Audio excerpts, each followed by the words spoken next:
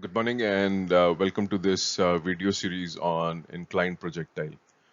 See, before you start studying inclined projectile, the first thing you have to understand is that a normal case projectile, is having a coordinate system which is the x and y coordinate system.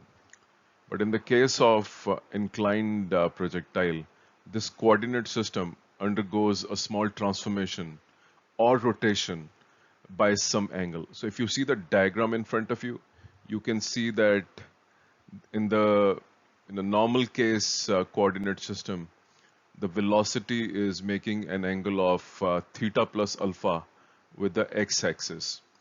And then the coordinate system is rotated by a small amount of alpha.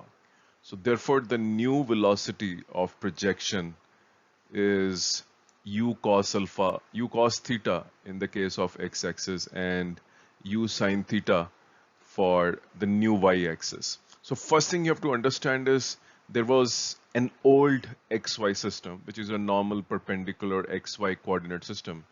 That coordinate system undergoes a small translation or a rotation of alpha degrees, as you can see in the diagram. And once it undergoes a small, rotation of alpha degrees, the way we express the initial velocity has changed, right? So you can see on the screen, earlier the initial velocity was u cos theta plus alpha, and the vertical part of that velocity was u sine theta plus alpha, right? Obviously, it's a projectile motion, so everything has to be in x and y. In the new coordinate system, where the x and y axes are making an angle of theta with the initial velocity, especially the x-axis, the initial velocity will be u cos theta, and then vertical part of that velocity will be u sine theta, right?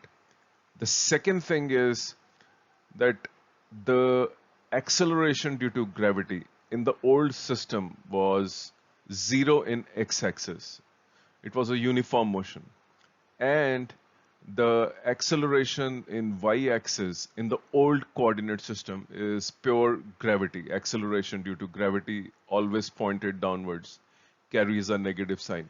But in the new coordinate system where the x and y axis, have tilted by an angle, alpha, as you can see in the diagram, the new, the velocity is along the new y-axis and the new x-axis. In the new x-axis, you can see the velocity is g sine alpha, and in the new y-axis, the velocity is g cos alpha. So before you start getting into details of an inclined plane, first get a good grip on the new initial velocities, the new acceleration due to gravities in the new coordinate system, which has undergone a rotation of alpha degrees with respect to the old coordinate system.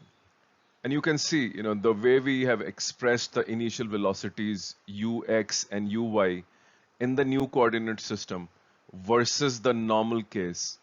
And please also ensure that you have your head clear around one fact, that the angular projection in the old coordinate system, which is a conventional xy coordinate system, is theta plus alpha for this diagram.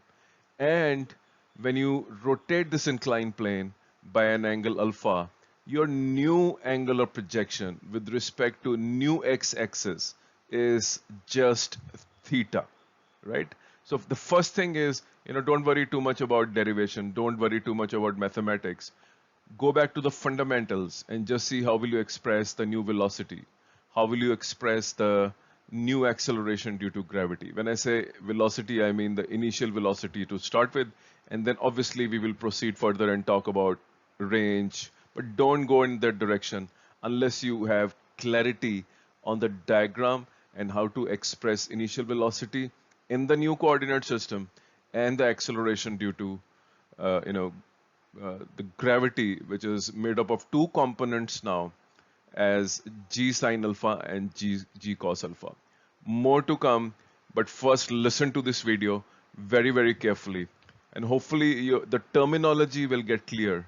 And the fact that rotation of a coordinate axis results in change of expression of initial velocity and acceleration due to gravity now has two components. They are x and y, but they are new x and y. Thank you very much.